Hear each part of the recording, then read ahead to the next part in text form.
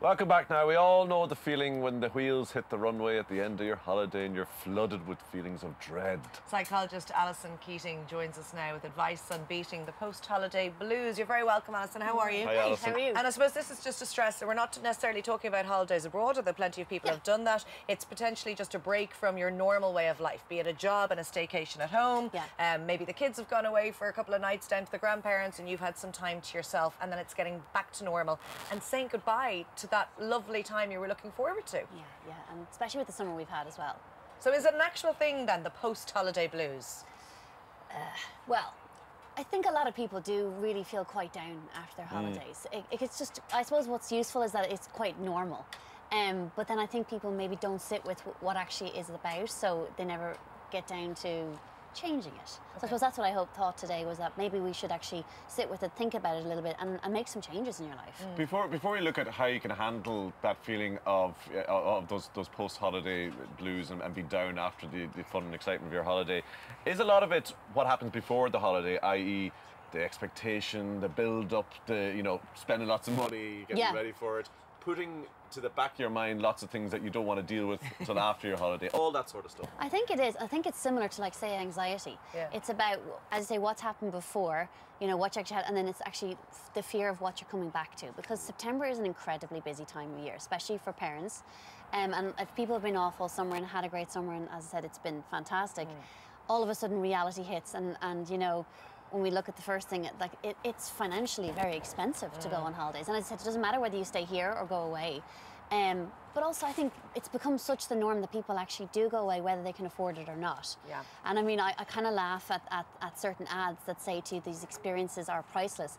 I promise you they're not. You're going to get the bill at the end of the month, and it comes as a sharp shock sometimes. And financially, of course, holidays do impact, as you're saying, a lot of families, and I suppose we maybe overreach in a sense if you have children of school-going age, because they're at home. So it's equally as expensive to put them into a camp as opposed to take a few days off work and head down to a nice hotel somewhere. But can you afford it? That's the thing. Exactly, absolutely. I mean, summertime, if we just take it from a family perspective, is incredibly difficult for working parents. You know what I mean? So as I say, between camps and care and holidays, it's lots of favours. It's a very expensive time.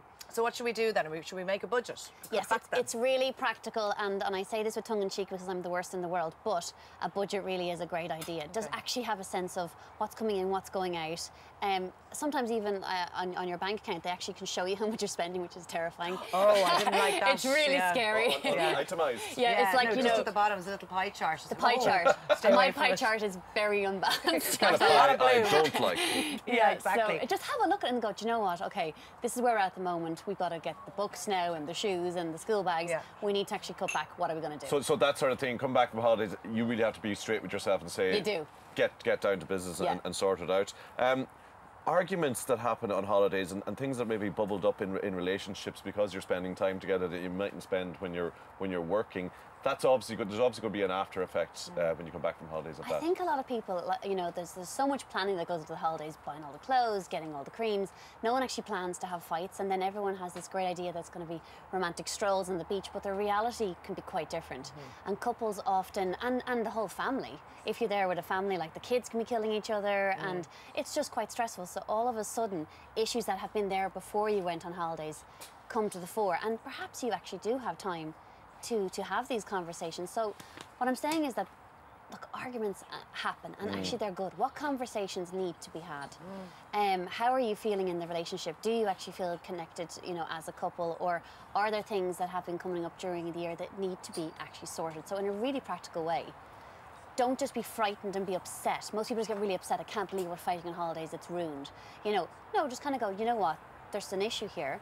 We actually need to talk about it. And we'll move on. And having a bit of time off has allowed that to come to the surface. Exactly. Yeah, and it shows what the problem is, and then you can do something about it. Tiredness, I was fascinated that you had included this, and I think it's important to say that, because when you go on holiday, the dream is that you're lying on a beach somewhere and you're sleeping all day, every day, but most of the time that's not the reality for parents of children, because you have responsibility. So you do tend to come back exhausted, and then you're kind of narky, because you're going back to work going, I feel like I need another holiday. You're actually, coming back tireder than when you actually left. And But what's interesting to me from my perspective is that often I see people who are absolutely burnt out, so they actually might get sick on holidays. It's like the rest comes as a shock to the person's body, and they might have gotten, you know, like a cold or a flu and spent the first couple of days in bed. And I said, or we're cranky and grumpy and irritable on holidays. And again, it's that mismatch of I should be happy, I should be having a fantastic holiday, when you actually feel like crap. Yeah, you know, that's so true. You've heard a lot of your people sort do of that. life is like you're a hamster on the wheel, and suddenly you get off, and you don't know what to then do. your So is that a head's case spinning. of you need to address how you live your life when you're not on holiday, Definitely. and the frenzy that and you're in? that's the point of today, is that, you know, the holiday just highlights the reality. And when we get away from it a while, and I think what happens is when we go on holidays, we give ourselves permission to enjoy ourselves and to have fun, but I think there's the expectations of how we should be. So it's that pressure that puts us under a lot of stress. Magnified because of social media. You've all these beautiful beach shots and the toes and the cocktail in the hand, and it's great, and you've no idea what's going on behind the lens. Exactly, and we're only seeing the highlights, and you know what I mean, and we're not seeing the 10 other pictures that were taken to get that. How much does that fit into the whole idea of expectations then of your holidays? So you have, as Laura says, the expectation of this picture-perfect Instagram holiday. And we know it's not like that. We know it's slapping sun cream on over sand and all the messy stuff. Managing expectations in any area of our lives, I suppose, is key. I just say drop your expectations. You know, that's cheery. No, it's drop actually, your expectations. It's actually really good because you'll never be happy. No, dead serious. I think part of our problem is that our expectations are absolutely unrealistic. So are we too hard on ourselves? We're too hard on ourselves, and it's that comparison. Do you know, there's never been so much comparison that we are looking at these other, you know, other people on the beach, a lot of body insecurities. Like, people can come back from holidays feeling really bad about themselves. It's comforting to know everything that you said is happening to the masses. You know, Of it happens to course other it people. is. Other people. Normal families fight on holiday. Yes.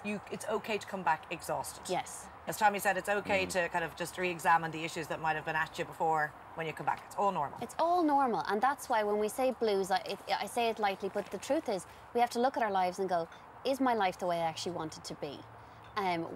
What areas do I need to improve? Where do I actually mind myself, not just on holidays? When do I get holidays, like mental holidays, at home?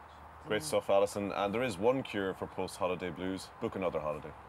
Very good advice. Go away. The money you don't have. Yeah, exactly. Pleasure having you. Thank you. Thanks a million, Alison. Great advice there. Still to come as Limerick and Galway prepare to do battle. We're getting a crash course in hurling skills. Plus, we've got more transseasonal looks in fashion. Indeed, we look ahead to the Rose of Tralee in our telly preview, and we're giving chicken the barbecue peri-peri treatment. Stay with us.